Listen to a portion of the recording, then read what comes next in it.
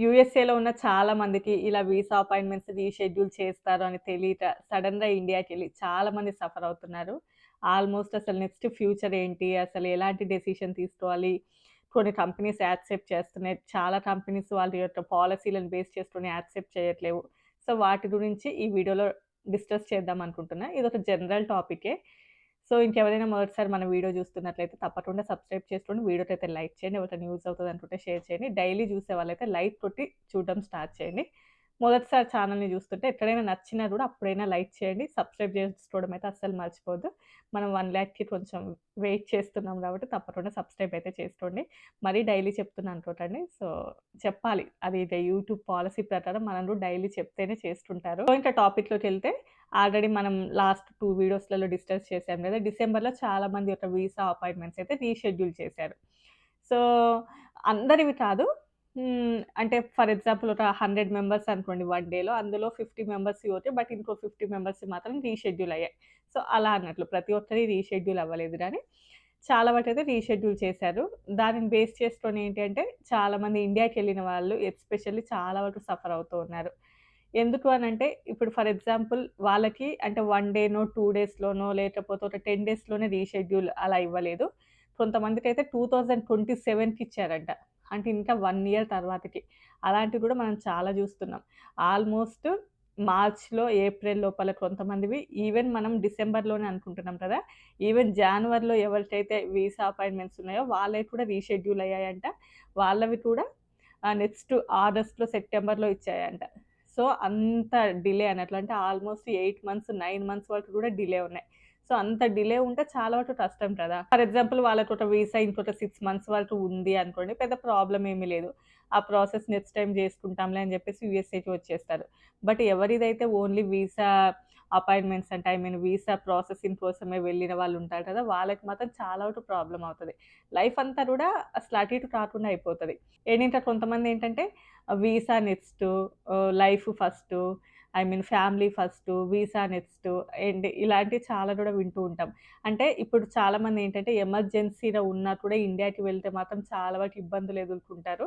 ఎందుకంటే చాలా వరకు డిలేస్ అవుతున్నాయి కదా! అన్నప్పుడు ఏంటంటే చాలా వరకు మనకి వీసా కోసం ఆలోచిస్తామా మనం? వీసా కోసం ఆలోచించి ఫ్యామిలీస్‌ని వదులుకుంటామా? యూఎస్ ఇప్పుడు రాకపోయినా ఇంకెప్పుడైనా ఫ్యూచర్‌లో రావచ్చు కానీ ఇంకా ఫ్యామిలీ కోసం ఎలా అలా అని చాలా గూడా అంటే ఈ మధ్యలో ఇది తెలిసిన తర్వాత సోషల్ మీడియాలో ఎక్కువగా వినిపిస్తుంది. అది నిజమే లెండి కానీ ఇప్పుడు ఏదో అంటారు కదా! రాతలు బారుంటే ఎన్ని నీతులైనా జెప్తాము అనేసి. మనం ఆ సిట్యుయేషన్‌లో లేనప్పుడు మనకు అట్లనే అనిపిస్తది. ఇప్పుడు నేను ఆ సిట్యుయేషన్‌లో లేను కాబట్టి నాకు గూడా అలానే అనిపిస్తది. ఏముంది యూఎస్ఏలో ఉండకుంటే ఏమవుతది? ఇండియాకెళ్ళొచ్చు కదా! అంత ఎమర్జెన్సీ అని అనిపించినప్పుడు ఇండియాకెళ్తే ఏమవుతది అని. కాకపోతే దాని తర్వాత ఎదురయ్యేటటువంటి కాన్సిక్వెన్సెస్ ఇంకా చాలా ఉంటాయి. ఫర్ ఎగ్జాంపుల్ చెప్పాలి అంటే ఇక్కడ ఇప్పుడు ఇండియాకెళ్లారు. సడెన్‌గా డిసెంబర్‌లో అపాయింట్‌మెంట్ ఉందని అనుకోని వెళ్లారు. అదేమైంది? ఒక 6 మంత్స్ తర్వాతకొచ్చింది. అప్పుడసలేం జేస్తారు? పిల్లలుంటారు. వాళ్ళ యొక్క ఎడ్యుకేషన్ ఏమవుతది? అది పెద్ద క్వెషన్ మార్క్. వాళ్ళ జాబ్ ఏమవుతది? అది క్వెషన్ మార్క్. సరే జాబ్ పోయిన వెంటనే ఇండియాలో ఏమైనా ఆపర్చునిటీస్ దొరుకుతున్నాయా అంటే అది పెద్ద క్వెషన్ మార్కే. చాలామంది ఇప్పుడు వేరే కంట్రీస్‌లలో వర్క్ చేస్తున్నారు కూడా. ఈవెన్ యూఎస్ఏ గాని, యూకే, కెనడా ఇలా ఎక్కడ వర్క్ చేసి ఇండియాకెళ్ళినా కూడా 4-5 మంత్స్ బాగా వెతుకుతే తప్ప దొరకట్లేవు జాబ్స్ ఈవెన్ ఇండియాలో కూడా. అంత ఈజీగా ఏమీ లేదు ఇండియాలో. అండ్ యూఎస్ఏలో ఈ ఫ్యాన్సీ లైఫ్ స్టైల్‌కి అలవాటు పడిపోయి ఉంటారు. అండ్ ఇండియాలో అంత ఎమర్జెన్సీ అయితే వెళ్ళకుండా అంటే వెళ్ళాలి, వద్దు అనేది పక్కన పెడితే ఆ సిట్యుయేషన్ అనేది చాలా వరకు క్రిటికల్. ఇప్పుడు చాలామంది ఇప్పుడు డిసెంబర్ కాబట్టి వెకేషనల్ హాలిడేస్ అంటే చాలా వరకు ఒక 2 వీక్స్, 3 వీక్స్ వరకు హాలిడేస్ ఇచ్చారు స్కూల్స్ కాబట్టి చాలామంది ఈ టైం లోపల ఎళ్ళేసి వాళ్ళు గూడా వీసా ప్రాసెస్ చేసుకొని వద్దామనే ఇంటెన్షన్ తోటి ఇండియాకెళ్తారు కాబట్టి, వాళ్ళకసలు ఇలాంటి సిట్యుయేషన్ ఒకటొస్తదని జెప్పేసి వాళ్ళకి తెలీదు కదా! ఆన్ ది టైమ్‌లో పెట్టినటువంటి సిట్యుయేషన్స్ కాబట్టి ఇవన్నీ. వాటినసలు ఎలా ఫేస్ చేయాలో తెలియక చాలామంది స్ట్రగుల్స్ ఫేస్ చేస్తున్నారు.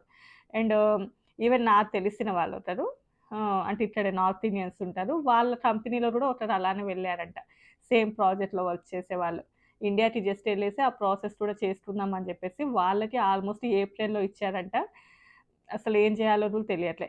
ఇప్పుడు దానికి ఇంకొక రూట్ ఏముంటది అంటే కంపెనీస్ ఏవైతే ఉంటాయో ఫర్ ఎగ్జాంపుల్ యూఎస్ఏలో ఉన్నన్ని రోజులే హెచ్-1బీ లా అనేది ఉంటది. మనం ఒకసారి యూఎస్ఏ నుంచి బయటికెళ్ళామనుకోండి, మనం హెచ్-1బీ అని కాదు. అంటే ఎవరైతే ఎంప్లాయర్ ఉంటారో వాళ్ళ మీదనే డిపెండ్ అయ్యి ఉంటది. అంటే ఫర్ ఎగ్జాంపుల్ ఒకవేళ ఎంప్లాయర్ నువ్వు యూఎస్ఏలో రాకుండా అంటే ఇప్పుడు సిట్యుయేషన్స్ ఇలా ఉన్నాయి కాబట్టి చెప్తున్నాను. మీరు ఇండియాలో ఉండి కూడా వర్క్ చేసుకోండి. మరి సిట్యుయేషన్ ఇలా వచ్చింది కాబట్టి ఏం చేయలేము అని కొంత నోటుతో ఉంటే పెద్ద ప్రాబ్లమ్ లేదు. బట్ ఇక్కడ అలా ఉండదు. కంపెనీ పాలిసీస్ ఉంటాయి. ఆర్‌టీఓ పాలిసీస్ ఉంటాయి. వీటన్నిటిని బేస్ చేసుకొని ఏంటంటే ఓన్లీ 3 మంత్స్ వరకు మాత్రమే వాళ్ళు ఇస్తారు. అంతకంటే ఎక్కువ ఇవ్వరు. ఇప్పుడు ఈ కంపెనీలో అంతే. ఓన్లీ కూడా 3 మంత్స్ వరకే అంటే ఆ తర్వాత వాళ్ళు ఎలో చేయరు. ఆ తర్వాత యాక్సెప్ట్ చేయరు. ఇండియా నుంచి వర్క్ చేస్తామనంటే. సో, ఇప్పుడు అతను ఏం చేయాలి? ఇంక జాబ్ పోయినట్లే. ఆల్‌మోస్ట్ ఇంక అతని జాబ్ పోయినట్టే. వీళ్ళిక్కడ ఇంక వేరే వాళ్ళని తీసుకుంటారు. ఆ టైంలో అతను ఏం చేస్తాడు? మనం చెప్పినంత ఈజీగా ఉండదు. అంటే ఆల్రెడీ యూఎస్ఏలో ఒక లైఫ్ స్టైల్‌ని కోసం ఎక్స్‌పెక్ట్ చేసిన వాళ్ళు సడెన్‌గా ఇండియాకి ఎందుకో వెకేషనల్ ఎళ్తే ఇలాంటి సిట్యుయేషన్ ఎదురవుతదని అనుకుంటారా? అందుకోసమే లైఫ్ అనేది చాలా వరకు అన్‌ప్రెడిక్టబుల్ అని అంటారు. అది ఇంకా మరి దారుణమైనటువంటి సిట్యుయేషన్స్. ఇంక మళ్ళీ ఫ్యూచర్‌లో ఏదైనా కన్సల్టెన్సీని పట్టుకొని ఇలా హెచ్-1బీ ఉందని ఏదో చేస్తే రావడమే తప్ప, ఇంక కంపెనీ లేదు అన్నప్పుడు ఇంకా ఎంత మెంటల్ టార్చర్ ఉంటది అంటే, అది చూసే వాళ్ళకి తెలీదు గానీ నిజంగా మెంటల్ టార్చర్ ఆ వీసాల ప్రాబ్లమ్స్ ఎదురయ్యే వాళ్ళకి డెఫినిట్‌గా తెలుస్తది. వీసా ఎక్స్‌టెన్షన్‌కెళ్ళినప్పుడే అసలు ఏమవుతదో అన్నప్పుడే చాలా టెన్షన్‌గా ఉంటది. అలాంటిది అసలు వీసా అపాయింట్‌మెంట్ ఎప్పటి వరకో ఇచ్చి, అసలు దాని గురించి ఎలాంటి అప్‌డేట్ లేకుండా ఉంటే ఇంకా అది చాలా వరకు స్ట్రెస్‌గా ఉంటది. సో, మనం బయట కూర్చొని ఎన్నైనా చెప్పగలం గానీ, నిజంగా అందులోపలికెళ్ళి, దిగి అది ఫేస్ చేసే వాళ్ళకే రియాలిటీ అంటే నిజమైన బాధ అనేది తెలుస్తది. సో, ఇంక నెక్స్ట్ ఏంటి అంటే ఓన్లీ కూడా డిసెంబర్‌వే కాకుండా జాన్వరిలో ఉన్న వాళ్ళయి కూడా రీషెడ్యూల్ అవుతూ ఉన్నాయి. ఇది ఓన్లీ కూడా హెచ్-1 అండ్ హెచ్-4 వాళ్ళకి మాత్రమే.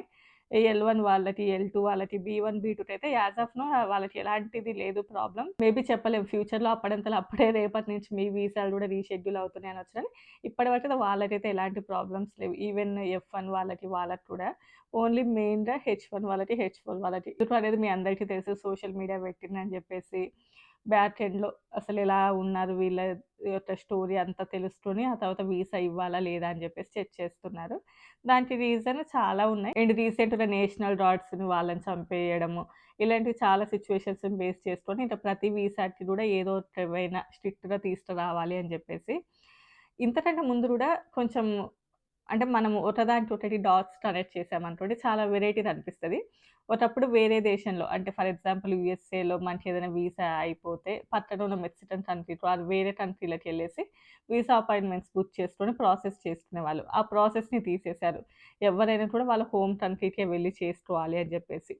అండ్ కోవిడ్ కంటే ముందు 4 ఇయర్స్ వరకు ఉండేది. మన యొక్క వీసా ఎక్స్‌పైరీ అయిపోయినా కూడా అది 1 ఇయర్‌కే చేశారు. ఆ తర్వాత ఇంటర్వ్యూకెళ్ళాలి అని చెప్పి.